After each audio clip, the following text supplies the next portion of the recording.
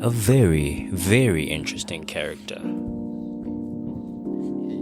His name is none other than KG. All right. Welcome back, sir. Thank you.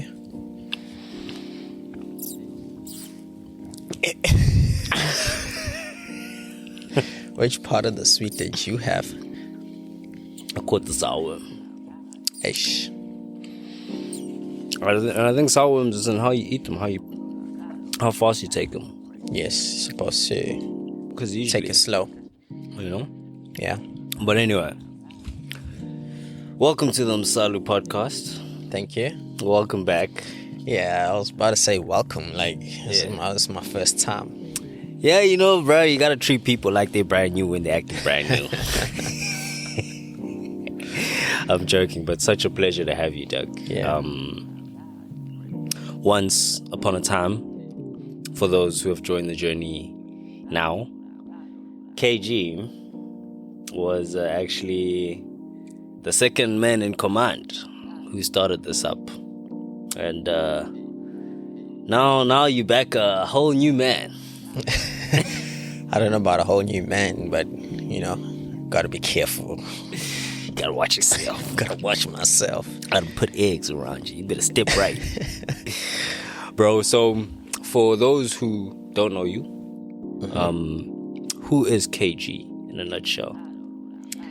In a nutshell, KG is a person who is very laid back, loves people, and loves helping people unite, be it all different kinds of backgrounds or ethnic groups, but I like to be somebody who brings unity in a social space or an environment that one finds themselves in. Yeah. In a nutshell. Yeah. I like it.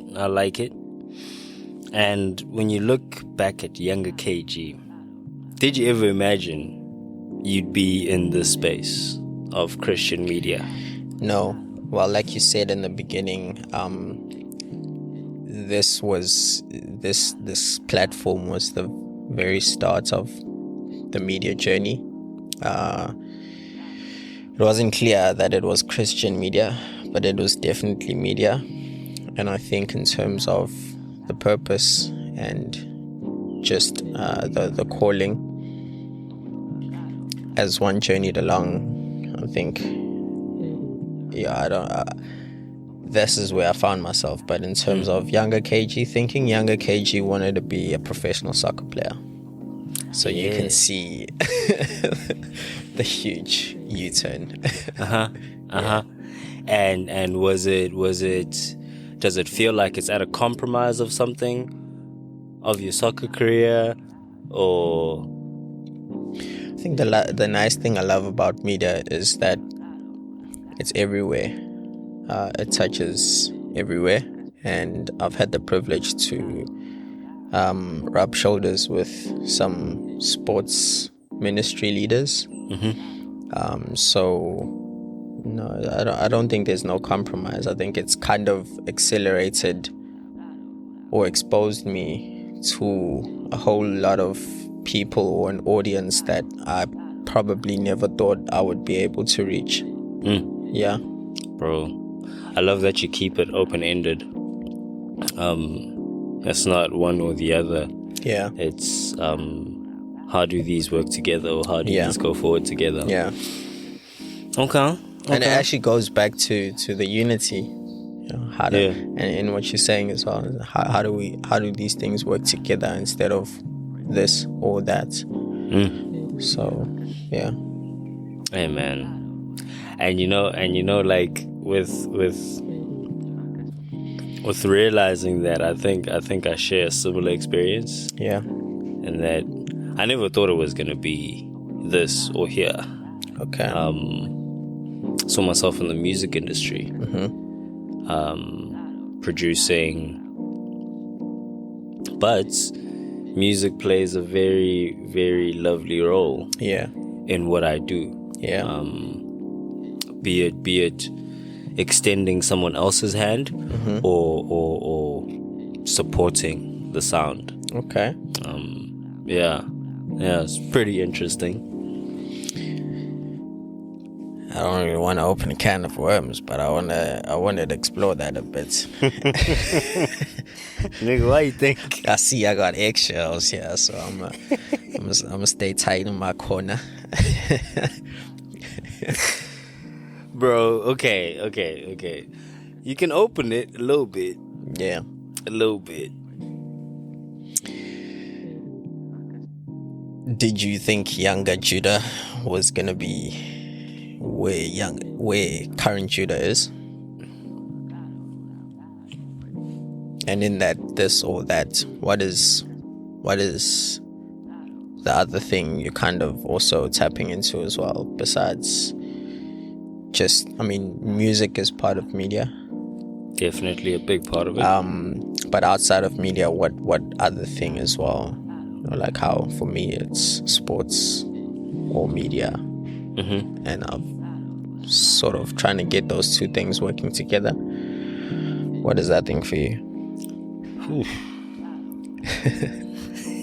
It feels like it's a lot. Okay. I think because I never set out initially, kind of like, you know, music producer was one of the cards, but really I get enthusiastic about whatever I engage. And so over time, what has really stuck out that I want to do, and I haven't learned how to mix it together, but stand-up comedy. Okay. Yeah. You know, I don't know why. Whenever I bring it up, I always feel like I have to drop like a bit to kind of certify, like, no, I am a comedian. I am funny. Yeah, I am funny. Come on, okay, give me a high five or something. But I mean, maybe not to the average person, but I can see how easily that mixes with media. Yeah. But I think I'm more in a shy position, rather than that it's a compromise. Okay. Yeah. Okay. And just refusing to ask the first question of where to next. Okay. Beyond the interest, beyond the passion. Do you feel like it's gonna be a lot, or do you feel like it's more of the shyness that's kind of in between you and actually pursuing that? Okay. You've opened the can of worms a little too. I'm joking. But hey, you have a little bit. You got me thinking here. It's coming through with that bit. No, but I don't want to steal your show. You know? Yeah, no, Doug. You always bound to like bring a different point of interest that I might have thought of, you know, and it's cool. I'll let it slide. But with comedy, much like Amsalu Podcast before launching Amsalu Podcast, there was this constant overthinking of what are the boundaries going to be, what are the limitations going to be in the way I want to do it. You know, in a nutshell, it's really not looking to God and saying, hey, I feel you've given me this talent. Do you want me to use it? How do you want me to use it? Instead of asking that, it was like, but I feel like it won't be as acceptable or as influential if the whole time I'm fighting against justifying Judah. Okay. So yeah, a bit of the challenges I go through with the media space. Is constantly thinking that, well, am I safe enough? Putting the shells for yourself. Exactly. Exactly. But breaking them these days. Just stepping on them with a little bit of confidence. You know? And what does it take? It takes silence. from an active mind, you can't properly be decisive. Okay. If your mind is constantly just, I should do this, I should do that, I should maybe this Yeah. should, and that's a mechanism I found in what I'm doing, and just stopping and actually doing it one step. Yeah. Prioritizing. Yeah. Okay. Yeah. Even if it's not prioritized, it's a matter of actually just getting there, doing the thing. So to take a podcast, for example, recording it and then starting to think of what needs to be done rather than what needs to be done pre-recording. Okay. Then I don't get the recording done. Yeah. Then it sends me a different lane. Okay. So it's basically going the whole way, finishing the job. That's what you Starting mean. the job. Starting the job for some of it. Because post starting, I've noticed how now it's easier to do the work. Okay. Now it's easier to action more of it. Yeah. Rather than backlogging a whole bunch of stuff and holding it back because of paranoia, essentially. Okay. Do you ever see that with media space?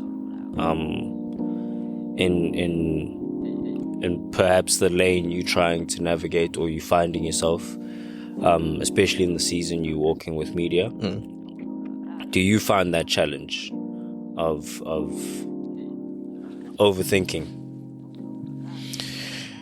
I think when it comes to decision making, nobody really wants to make that mistake, or I guess the fear of what if this doesn't work out is always there. But I think with time and with practice, everything, you gotta look beyond the what if. There was this conversation I had with this one young gent, and he wanted to do an operation, and he was like, "Ish, what if it doesn't work out?" I said, "Well, what if it does?" And he was like, "Well, this would happen. Okay, then what needs to happen in order for that to happen? I need to just pray. I need to focus on the positive, and I guess it's that, and obviously it's not always easy to focus on the positive, but yes, to answer your question, but in overcoming that, I think focusing more on the positive, the what if it does go right, and I think putting steps down, writing everything down and then breaking it into achievable steps, has been the one thing that has been helpful. But yeah, I guess new season, there's always a mistake bound to happen. But knowing that you're not Mr. Perfect is the first step, So yeah. Okay. Let me take you back a bit. Okay. To link up more of what you're saying about media. You know, what can I call you, bro? You have a very clever brain in terms of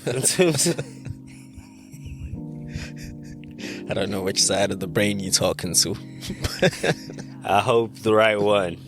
You might be talking to the creative side, giving you all these answers, but the one that's supposed to be functioning is looking at us like, please ask him to explain that. But yeah, it's me. I like to think of, when listening, I like to think of where something stems from. Okay. And so I want to take you back to your media journey. There isn't a huge string of evidence that you were bound to land up in media. Yeah. But I think you can identify the tools that were being sharpened all along. to become someone who can function and serve within the media space. What can you, or what of your journey can you walk me through leading up to media? More so with God, because we are in a space of creating in spite of. I'm forgetting my post. Despite him, one of them. But creating with God in mind, creating with God's will be done in mind. I think love God, love your neighbor. Let's start there. I think for me, every person that I've encountered or I've bumped into, be it young or be it old, you treat them as if God is about to speak through them to you. And in the conversations that you have, you realize that actually I need to do something about that. And I think in the media space where you have a platform where you're kind of reaching all kinds of people from different walks, different backgrounds, upbringings, and so on and so forth. And I think, it started off with the coaching, going from wanting to be a professional soccer player to coaching. So they're dealing with different kinds of situations, different people, and how to talk to them as well, and how to inspire, how to encourage. Moving into facilitation, it was taking people on a 12-month journey of, can I become a manager? Can I become a supervisor? What do I need to do?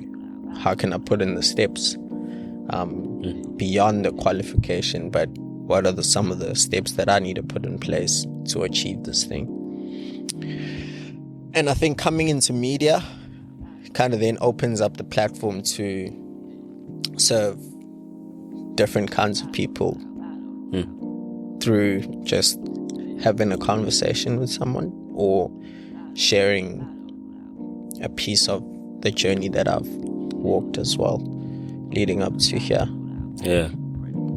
So media is not necessarily dream poster on the bedroom wall. But the having a servant's heart. And the effectiveness of the tool being what actually draws you in, what actually interests you. Okay. And how are you enjoying media conversations? I want to hear your take, because you've seen me, I found out, and I was like, whoa, media. Look, I think I could be having more conversations, more intentional conversations as well, not just because there's a mic. There could be conversations one could be having where we are tackling either a current trend, or we are tackling some sort of systematic thing going on, some dilemma happening out here in the world. But I think the current approach, the conversations that one is been having, I'm enjoying them because I'm getting to also be myself, more than wanting to also add on to what others are saying. I think authenticity is one of my big values, in the Asnomane. We're still there. Keep coming. Still in the DNA. Yeah. So I think having authentic conversations is something that I really enjoy, because that's how you get to build a relationship with the person, rather than we're just talking about South African rugby team I mean, at the end of the day, I have no idea what your dreams are, what what your journey looks like, and how far or what it's taken for you to achieve that. And I think those kind of conversations also tap into a little bit of my love language, which is, instead of quality time, I say quality conversations. Okay. So, yeah, I have been enjoying the conversations, despite feeling like, there's more, but I'm also looking forward to that as well, and in that, it's the what if I do have those conversations, and rather focusing on that. So I've been enjoying them. Yeah. Oh man, I find them very, very weirdly tough and emotional. I think media, for me, became a poster on the back wall. Okay. And that any format of media, if I can get my hands on it or articulate something through it, I know it'll be magnificent because of just how great media is. But also then there's the conversations you have around media, or in trying to drive something forward. There's either the pockets that are already there that you aren't necessarily called to serve, but your interest provides room into that space. But then there's also the serving part. Yeah. And the serving part, the conversations are I find similar spaces that I was talking about earlier, of a lot of conversation, not enough action. Okay. A lot of ideas and not enough, as you said earlier, writing down, following the steps. But not as something to bash. I think media in itself is a very emotional and very, very charged industry. Yeah. Because at the end of the day, that's what I'm selling. Yeah. I'm selling conversation. Has intellect, has emotion, has physicality, if that's part of it. But in everything we do, there's that emotion. There's either joy or frustration or determination. Yeah. So I find them also not to necessarily be like I'm on the opposite end of you enjoying them. Yeah. But to say in how I see them, so that we don't shy away from conversations within media, because you're either gonna find a builder or you're gonna find an analyst. Yeah. And so yeah, bro. That's a bit of you in here, in media, in outside of town. Yes. What's the biggest thing on your mind right now?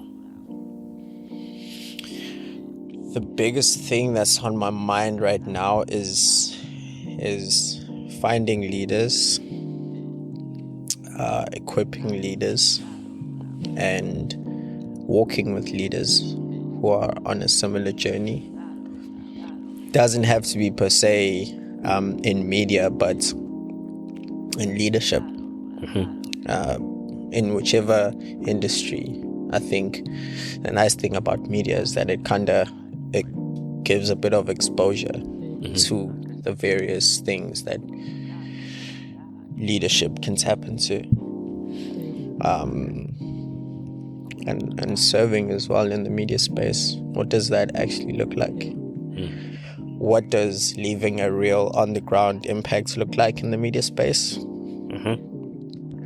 And so yeah, there's a couple of ideas that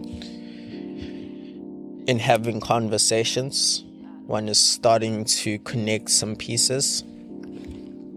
But yeah, I really hope to start identifying leaders, more young leaders as well, who are on a similar journey of discovering themselves and discovering a true encounter or relationship with Jesus, and seeing how best, with the resources, with the journey one has walked, how best one can serve that need for them, and have those conversations and hear more testimonies. Okay. Yeah. Okay. Leadership.